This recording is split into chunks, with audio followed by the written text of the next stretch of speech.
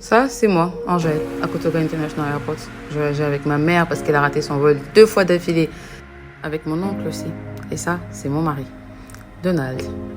On avait déjà pris notre envol, on quittait le Ghana pour aller à Dubaï. On était tellement contents, on allait passer 10 jours et 11 nuits à Dubaï. Waouh, ça va être magnifique.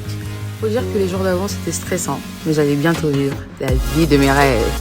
J'allais être à Dubaï. Enfin bref, commençons. J'étais tellement fatiguée, on s'est réveillé à 4 heures et on allait arriver à 4 heures dans l'autre pays, 4 heures du matin.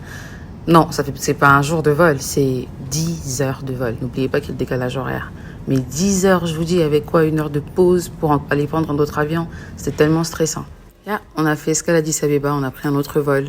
Et 10 heures plus tard, nous voilà à Dubaï. Oh là là là là, je vous dis, vous n'avez pas idée comment j'étais tellement contente. L'aéroport est tellement grand. Mais maintenant que nous arrivons à Dubaï, j'aimerais d'abord que vous puissiez faire une pause. Aimez notre vidéo, abonnez-vous à la page, appuyez sur la cloche de notification pour être en mesure de voir d'autres vidéos. Et laissez un commentaire. J'ai appris que ça portait bonne chance et que vous pourrez peut-être gagner un vol pour Dubaï cette semaine. Est-ce qu'il faut que je le dise encore? L'aéroport était tellement grand. C'est vrai qu'Addis Abeba, l'aéroport est quand même grand, on va pas se mentir, c'est grand, c'est beau. Il y a beaucoup d'avions à Addis Abeba parce que je suis même sûre que vous avez dû le constater même sans arriver parce qu'ils ont tellement de vols et de grands bolides, hein, pas des petits avions comme les petits avions qu'on voit dans les vols régionaux là. Mais ils ont de grands avions. Mais là, j'étais sur le choc de ma vie, la piste d'atterrissage, j'étais carrément comme, je sais pas moi, comme l'espace. C'était tellement grand, j'étais juste en train de rêver comme une petite fille, j'étais là, mais oh regarde ci, regarde ça, c'était trop grand. C'était trop beau. Voilà ma tête après 10 heures de vol. Je sais que je ressemblais à rien. J'étais tellement fatiguée. On a fait, je vous ai même pas dit, le test de Covid-19 ou 19 était gratuit à l'arrivée. C'est pas comme ici où on paye $150 par personne et $50 pour ceux de la CEDEAO, je pense. Bref, regardez comment l'aéroport est grand. C'est beau. Tout le monde est joyeux, respectueux, poli. Tiens, en passant, on a rencontré un monsieur qui nous a demandé qui nous a parlé des activités qu'on pouvait faire. Donc, même si vous n'avez pas de plan à l'aéroport, vous pouvez avoir les différentes activités. Vous prenez juste une agence de visite, de tourisme et autres. Ils sont plein, nombreux, tellement nombreux que voilà. Donc là, on a pris nos bagages et on va rencontrer le monsieur qui doit nous recevoir qui nous reçoit en fait par l'agence par laquelle on est passé. Donc voilà, on court vers lui. Le voilà, le monsieur devant nous, on dirait mon grand-père. Il s'est vraiment habillé comme mon grand-père, hein, Dodo. Donc le voilà, c'était un Nigérien de Warri, c'est un état du Nigeria, je crois que c'est Delta State. Bref, il nous a reçus. Et la première chose que j'ai constatée en sortant, c'est la différence de climat. Mais il fait chaud, l'air était tellement chaud, j'avais envie de transpirer, mais je transpirais pas. Il faisait pas chaud parce que le soleil brillait trop comme en Afrique, mais il faisait chaud, genre il n'y avait pas d'air quoi qui circulait, c'était vraiment un désert, on sentait vraiment qu'on était dans un désert construit et autres. Regardez les voitures des autres. Ah, je vous ai même pas dit, j'ai vu les taxis, j'étais ce moment-là. Ça, c'est le taxi. Oh oui, c'est le taxi. J'ai fait, non, c'est pas normal. Regardez comment c'est beau, comment tout est propre, tout est climatisé. Non, le choc de ma vie, c'était tellement beau. Et la voiture qui est venue nous chercher aussi, j'ai fait waouh, waouh et waouh. C'était pas une Ferrari, hein, mais bon. Pour une petite agence de voyage, c'était quand même bien. Donc, on a fait rentrer nos bagages et nous voilà en route pour l'hôtel.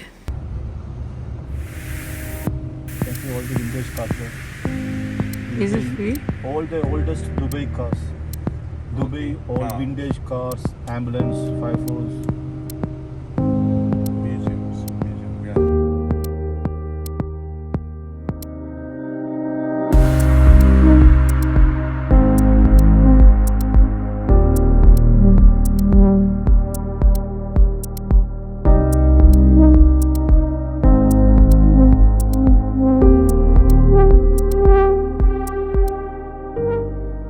Et ça, c'était quoi notre hôtel. On a roulé 15 minutes avant d'arriver. C'est pas vraiment loin de l'aéroport.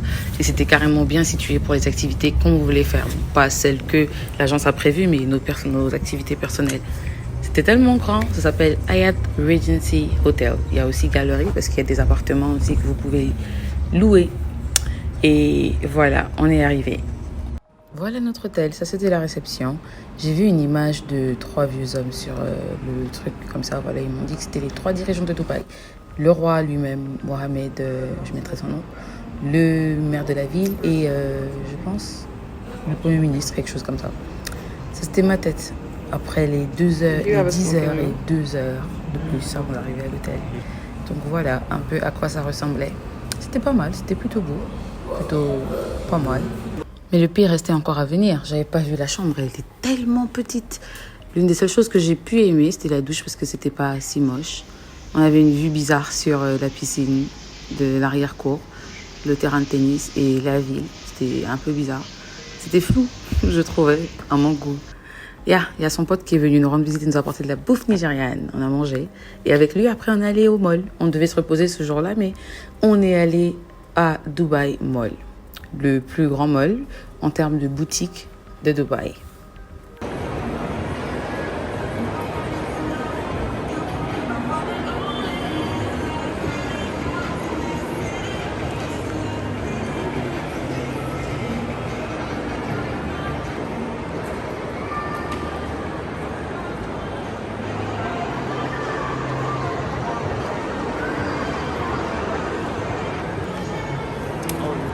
I'm fine. The VIP. Oh, qu'est-ce que je vais dire encore? J'ai tout vu. J'ai vu Ralph Lauren pour enfants. J'ai vu Dior Baby pour bébé. Des gens qui n'arrivent même pas à acheter des sacs Dior vont acheter des habits Dior pour leurs enfants. Waouh.